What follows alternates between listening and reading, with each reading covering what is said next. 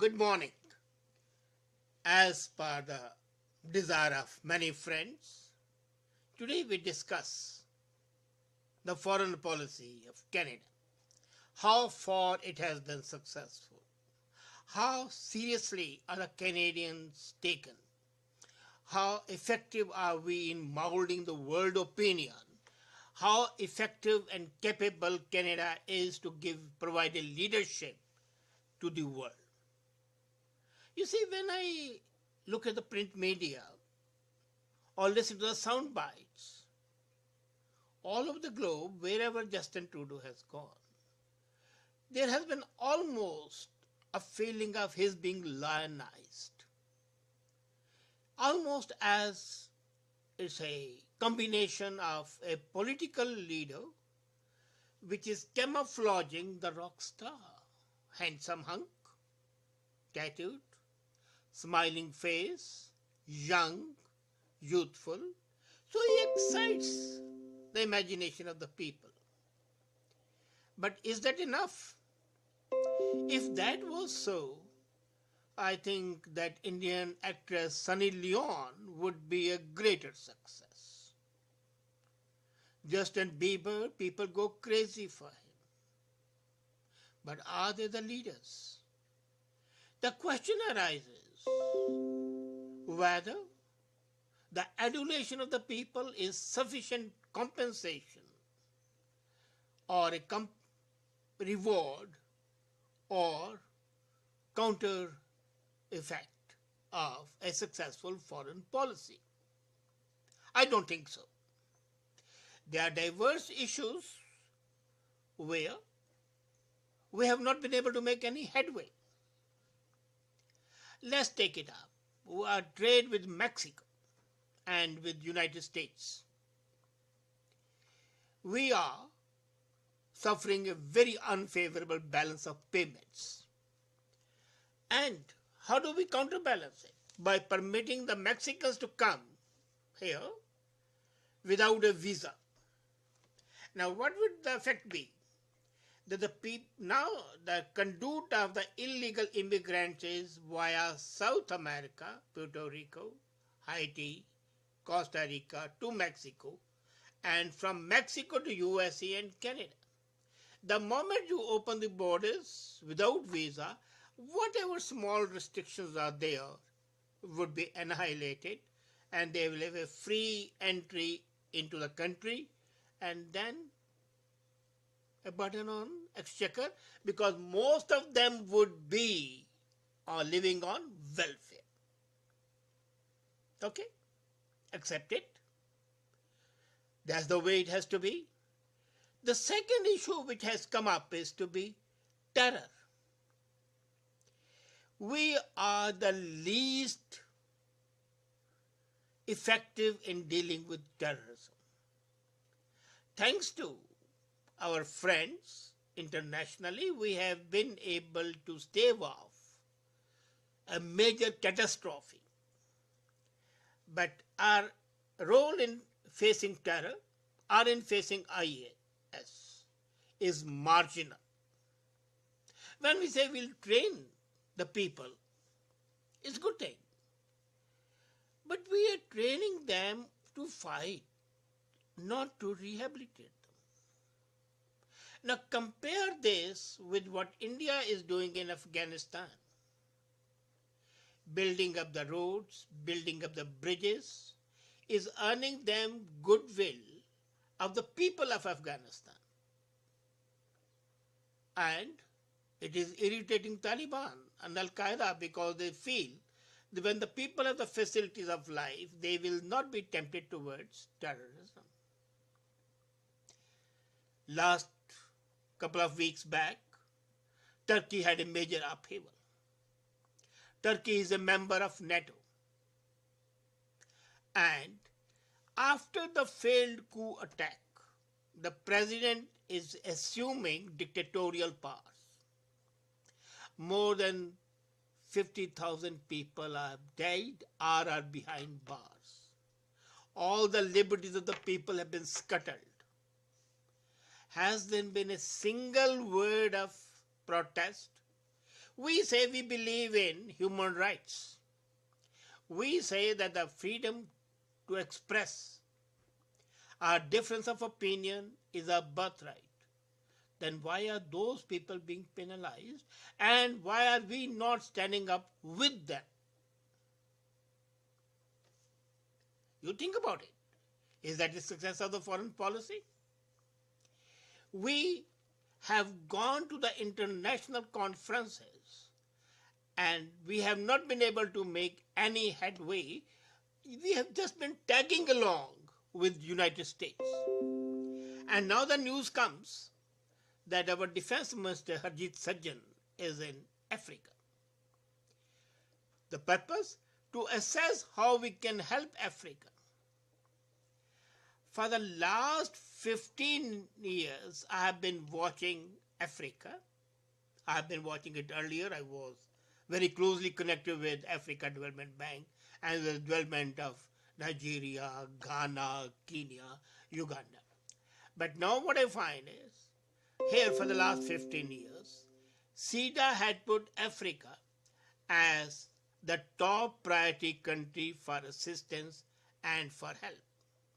If that was so, where is the need to have a military personnel going and assessing the need?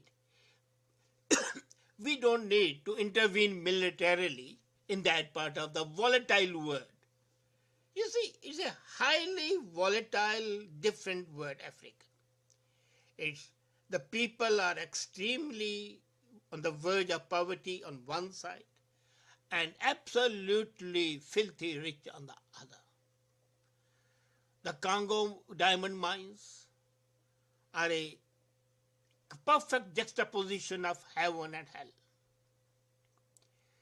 If you have gone there, you would find that you would feel nauseated at the condition of the people.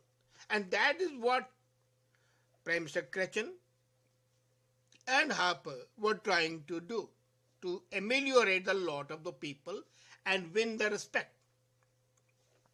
The moment you start interfering militarily, you are eroding the good work done by the former prime ministers.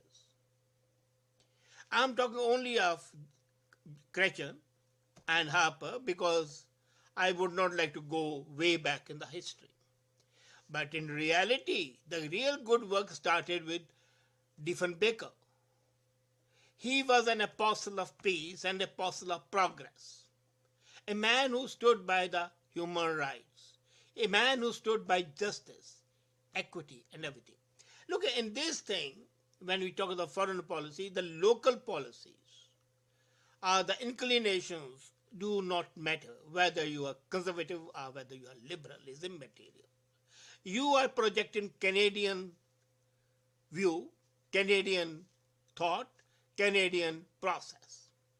And there we are failing. At one time, when few years back, there was a economic meltdown. Everybody praised the Canadian banking system. So much so that the governor of our central bank was taken up by England as their governor. Our model was held up to be emulated, to be followed. And today, we are not in that position. Our model remains the same, but others have adopted it and excelled in that. Now, foreign policy, we could have done a lot of work in making ourselves heard. We have failed to do that. The biggest failure came when we tried to get a seat in the Security Council. The Security Council seats are not given as a matter of rights. You have to fight an election. And you win an election provided you have got friends in the other countries, especially in that group that you want to represent. And we failed. We failed in the time of Prime Minister Harper, and we will fail again in the time of Prime Minister Trudeau, for the simple reason that our foreign policy is not geared to win friends. You know, the word takes us as good guys. Okay, they are goody-goody sort of people, comfortable, so let them be happy. We neither have clout, military clout, nor we have moral clout, nor we have economic clout. We are good, but our GDP is not of that which can make a stunning difference. Denmark, Norway are much better than we are. The quality of life in the Scandinavian countries and in New Zealand is much ahead of Canadian way. We are always saying we are Canadians. Yes, we are. And Canadians have something positive to do. But we are not doing that. We could have been a storehouse of knowledge-based industry. We missed our bus. In nanotechnology, we are way down at 17 in order of priority, which is the latest in thing. In innovation, even OECD says that we are nowhere near the innovation being shown in the real tiger economies. Now, foreign policy, when we say, and when we send our defense minister to Africa to assess the needs, we are assuming two things. A, we have sufficient money and sufficient manpower to deal with that continent. Do we have that? I do not think so. You see, our total military strength is 100,000 people. And they are in three major arms: Army, Navy, Air Force. Your equipment is outdated. Your aeroplanes, your ships, your destroyers, your submarines are of a vintage era. And you want to play an important role. How ridiculous. People see through the facts. They are not blind. They know the reality. And we are failing miserably in projecting our capabilities. There's another thing which comes up, and that is that the way other countries are doing, the small countries. We have a huge landmass, but we are not a big country. We do not have the resources of the countries like USA, Russia, China, even India. They are leaders by the right of their size and their population. And some countries are the leaders by the sheer size of their innovation and steadfast adherence to the values that they have cherished. Our values change. Thirdly, a foreign policy ultimately should be geared to the good of the country and not something just for earning kudos or earning praise or getting selfies. When I see that when the ministers are speaking, nobody takes them seriously. Harjit Sajjan went to Middle East and they had, I heard a comment in Al Jazeera that the three Indian ministers in Jordan and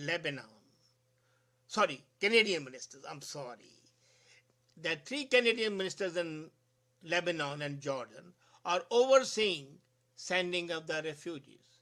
And one commentator remarked, do these ministers have to do the work of low-grade bureaucrats? Because that work could have been done by the bureaucrats, and they were doing it. Just posing, everybody knew that that's a pose. That was a pose to show to the people that we are good people. You don't have to show, you have to prove. On the one side, you are taking refugees. And when the United Nations discusses that Canada is failing miserably in its treatment of the native Canadians. Where does our much vaunted humanism and love for humanity evaporate? A foreign policy is a reflection of your inner domestic home endeavors. You are successful at home and you are going abroad to spread your message. Now, how much strength we are having in United Nations? The very fact that we are not popular is saying that we failed to get the Security Council seat. We are members of G8.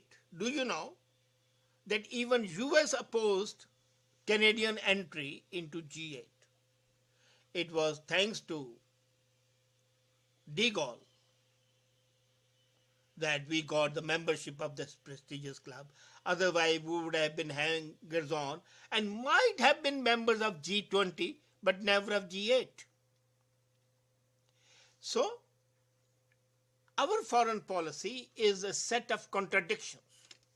And the contradictions range. They range from domestic ambivalence to our poor economic performance to our absolute negation of world politics. Now look at our ambivalent attitude towards United Nations. We are one of the largest funders of the United Nations. We are one of the largest funders earlier of MDG and now of SDG. Why? When I compare the unemployment rate in my country, 8.6%, that's in Canada, and I find that I'm funding sustainable development goals in Mali or in Malawi or in Rwanda, does it make sense? It doesn't. Then comes to our arms deals. We pose to be protectors of humanity and human rights. And under the government's nose, illegal arms have been sent to Saudi Arabia, the country which has the worst record of human rights. The worst possible record of human rights is of Saudi Arabia, and we supplied them the arms. Recently, there was news that arms cars have been sent to Sudan, another hotbed of terrorism and fundamentalism.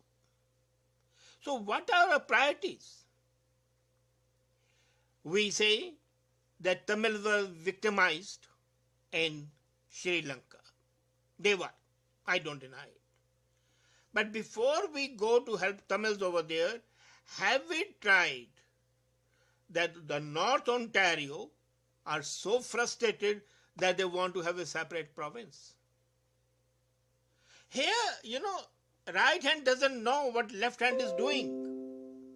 And this dichotomy of thought and action, this ambivalent attitude is making our foreign policy look like a comedy, a slapstick comedy, which at times degenerates into burlesque and sometimes has the undertones of a melodrama. We beat our chests to say and proclaim we are the strongest, best country in the world with the best expectancy, and our people are unemployed and living on welfare. Our women are murdered, the Native Americans, raped, murders, and done away with, and nobody sheds a single tear. But we are ready to apologize for the Chinese head task of a Kamakata Maru, which was perfectly justified. So foreign policy reflecting the domestic conflicts of thought would always be failure. Our foreign policy is a whitewashed, wishy-washy expression of goodness which does not cut any ice with anybody, either with the countries or with the people. As I said, people take you as a goody-goody sort of person, a person who is okay, but who has no value. Think about it. And you don't leave it to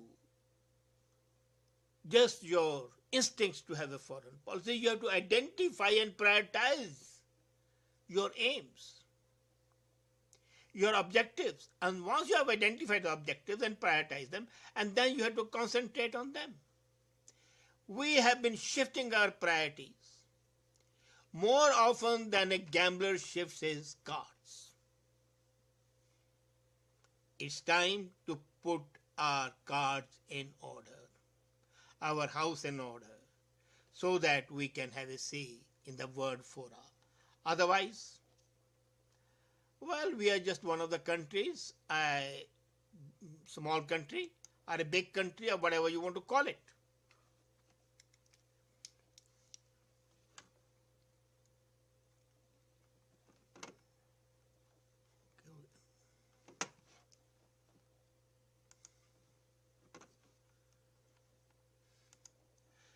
So, this being so, we have got to think again. Maybe one day our foreign policy would be good. Maybe one day we'll be able to say, yes, we are effecting sufficient change. Till that time, we are just one of the hangers-on in the international power politics. Thank you.